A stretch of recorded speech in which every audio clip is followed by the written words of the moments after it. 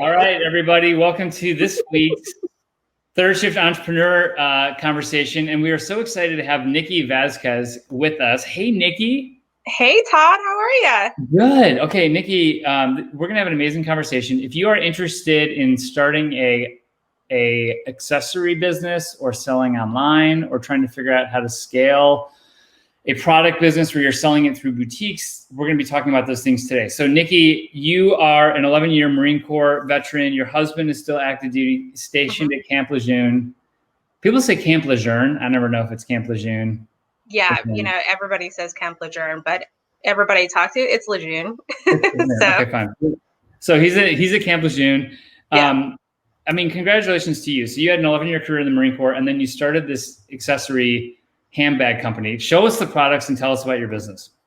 Okay, great. Well, I create a line of cruelty-free functional handbags that are, each bag is lined with recycled plastic bottles. So a big part, I wanted to marry my passion. So sustainability, really creating timeless pieces that you could wear year after year, that are functional and durable. And so I find oftentimes a lot of handbags, they are just a giant hole and you get to lose your keys and everything. So I wanted to create different pockets of organizations within the bag to kind of keep you organized effortlessly. That's the big key. At the same time, contributing back to the planet by every bag being lined with recycled plastic bottles. So that keeps plastic bottles out of the oceans and landfills. And and a lot of it is scratch resistant and waterproof, and you could wear it. A lot of my bags are designed to be worn multiple ways. And so right now you're selling through 17 boutiques as well as online. Give us a snapshot of the business. Like how's it going? With COVID, it did take a little dive right now, especially on the wholesale side, but things have been picking up lately. And, I've actually started getting requests from, people outside of the US, from Canada and the UK, wanted to see if I could ship the items there. So it's been going really well. Okay. So what's the challenge? And then we'll talk. Yeah, the challenge is, because of these requests I'm getting, outside of the US, how would I approach selling it, to, let's say, the Canadian market or the UK market? Do I need to apply for a tax ID there? What does it look like in terms of duties? So those things have been a little bit, I just don't know where to start and navigating that. Yeah. Okay. This is good, Nikki. So first of all, congratulations on what you've done, because you've already built a business. Thank you. As a third shift entrepreneur. And you started it when you were in the Marine Corps? No, actually, I started a few years after I got out of the Marine Corps. So I started a couple of years ago. Yeah. Okay, that's awesome. And you've got kids and you got a husband, you got life. Yes. So there are things happening in the background. And so kudos to you for actually putting together a product and selling it. So for people that are struggling, let me offer you 3 thoughts. And I try to be punchy, and you can agree or disagree, but here's 3 things that I would give you to consider. The first thing is finding, and I say this all the time, but finding a mentor who has specifically done the thing that it is that you're trying to do. And which is, in my view, like another handbag entrepreneur who's maybe even done something with sustainability around the handbag. Because general mentors can give general advice, but really what you're going to need expertise is like the very specific type of business that you're building with someone who I always think is like 3 or 4 years ahead of you in that journey. Yeah. And maybe it's not a handbag, maybe it's, some other sort of accessory. But I think a good place to go and find those people would be to go to like the boutique owners that you source to today. Okay. And just ask the question, who has done what I'm trying to do that that I could talk to? And my guess is if they're sourcing your products, they've had other entrepreneurs like you come to them at the boutique and say, like, will you source my stuff? And so that could be a great way to get close to the kind of mentor that it is that, you would want. Because I really think so many of these challenges boil down to like the specific mentor that has done the specific kind of thing that you're trying to do. We need other mentors too, like the people that are just supportive or smart or critical. That's helpful too. But I think specifically someone who's done this kind of a thing. And we will put that ask out on LinkedIn to say, does anybody know any other entrepreneurs in the accessory business that could talk to Nikki, right? So we'll try to make that happen. The second thing I think about is I would not treat all opportunity as equal. To me, selling through boutiques is a very different channel than selling direct to consumers online, which is also a very different channel than like selling through like Shopify. We were talking about that, right? Yeah. Like through an e-commerce platform. I tend to think there's a value in doing some controlled experimentation when you're a young business, which you are. But ultimately, most businesses find their trajectory by being really good at like one of the channels that they've figured out. So I give that as kind of caution, which is to say it wouldn't, in my view, be a wrong answer if you said as an entrepreneur, I'm actually not interested in selling to the UK at this point in my business. You know, like I've got a lot going on with these 17 boutiques. I really want to understand the retail channel. I don't think it's wrong. I think it could be strategic to actually say like, that's not the season I'm in. Let me come back to this. Or you price it accordingly for like the PETA factor, the pain in the ass factor, which is, yeah, I'll sell you a purse, but like it's 5 times more expensive than it lists, you know, retail here in the United States, to just really make sure that you are compensated for this sort of like exceptional kind of sales path, you know? Yeah. You have no idea how to, like, to your questions around like taxing and selling to the UK, I have zero idea. That's why I go back to this first thing of the mentor who has done it, who can say, oh yeah, I've sold to the UK and you really need these kinds of partners, you know, who can actually help you with, you know, customs and taxes and all the legal regulatory requirements. I can't tell you those things, but the right mentor I think could. Yeah. But that second point is like, don't feel afraid to walk away. It's especially for young businesses, it's hard for them to be good at multiple channels. You know, they're usually good at like B2B or B2C or e-commerce or retail. So it's not wrong to say no. If you want to say yes, I would just price for it. I'd make it really expensive, you know, just to see what the appetite is. And then the third final thing is, you know, and this is sort of, take this how you will, but I think we talk to a lot of entrepreneurs, especially military veterans, who have a real purpose behind what they're doing. So like the messaging around sustainability, I would say that those things are good in potentially marketing, but ultimately it's not a replacement for just a great product.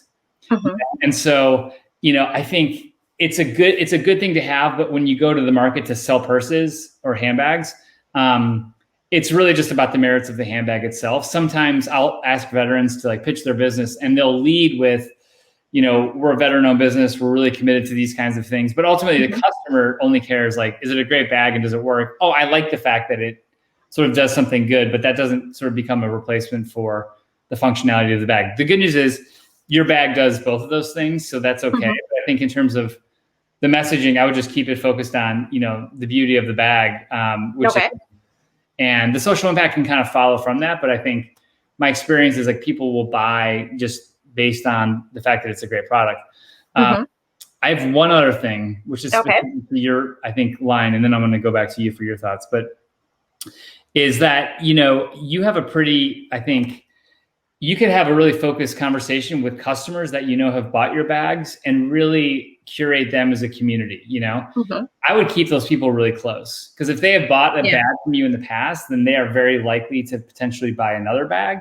And I would drive on, you know, rather than going to the UK just because that opportunity came at you, I would really think hard about repeat customers and selling them additional products. Because if they are the kind of people that go to the boutiques, found your product, bought your product, then that's gold. You know, like they saw something in your product that was special to them. They bought it.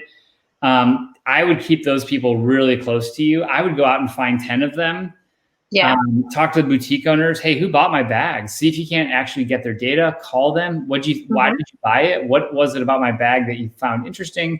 Maybe even put them in a focus group. You know, hey, would you be willing to jump on a call with me once a month for, you know, or if they're local, I mean, it's COVID, but, you know, hey, you know, once a month I do a wine and cheese with my valued customers and I show you some of my new products, you know. But curating those kinds of brand ambassadors, to me, it's far more important that you have 10 people that love your business, fall in love with your business in your community even, than it would be to like figure out how to sell one bag over to the UK, you know. So I would just think about this brand ambassador idea. You see that with a lot of like particularly luxury brands where they kind of curate this small community of people that really love the product and then brag on the product. Because people that buy your product know people, they know people like themselves that would also buy your product. So I think finding ways to really empower them seems like an opportunity. All right, but I'm done talking. I want your reactions. What do you think? What do you think you're going to do? You brought up a really good point.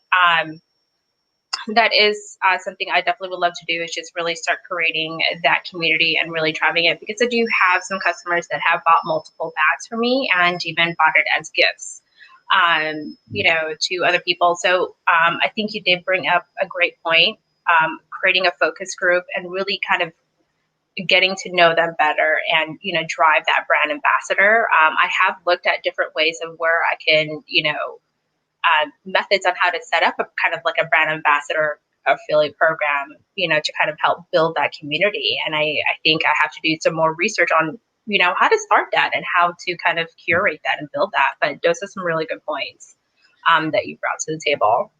Yeah, so we will we'll go to the network and find people that have launched a brand ambassador program.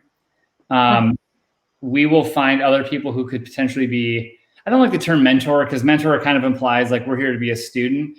I would think of them more as like a guide, someone who's a few years ahead of you that can be a guide for you and can say, hey, avoid this, do this. By the way, their advice might be like, oh, skip the boutiques, get into the UK, e-commerce, because that was huge for me, so, which is like, if that's the advice, like follow the advice, it's like, ignore me. I don't know. But I think we'll see if we can't help find a mentor who has specifically kind of been down this road.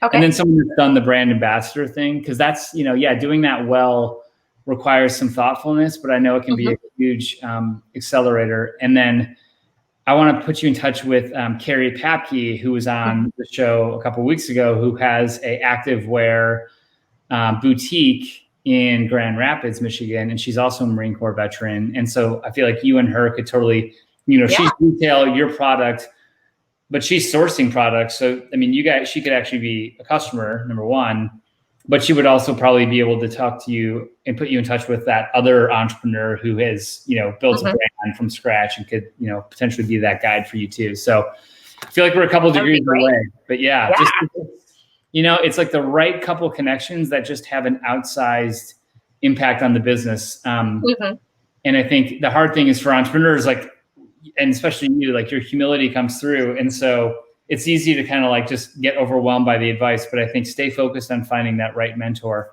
who can, or the guide rather, who can kind of unlock it for you. How do we get these bags? Can you show us the bags again? You can order them from my website, shopvert.com.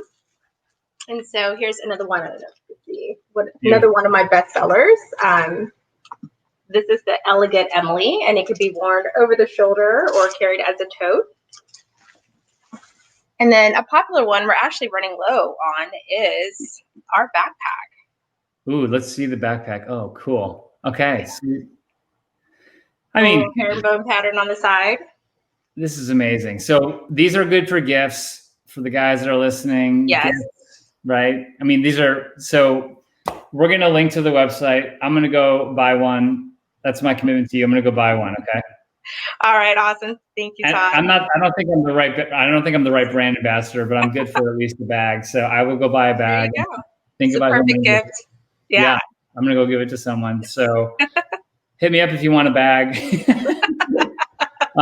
Nikki, thank you so much for spending time with us. We're rooting for you on your journey. And hopefully this conversation was helpful, and we're going to put some comments in the chat so other people can chime in. I really believe it takes a community to help support each other. So I'm going to ask folks to help crowdsource some names and some ideas and some other specific suggestions that can help you.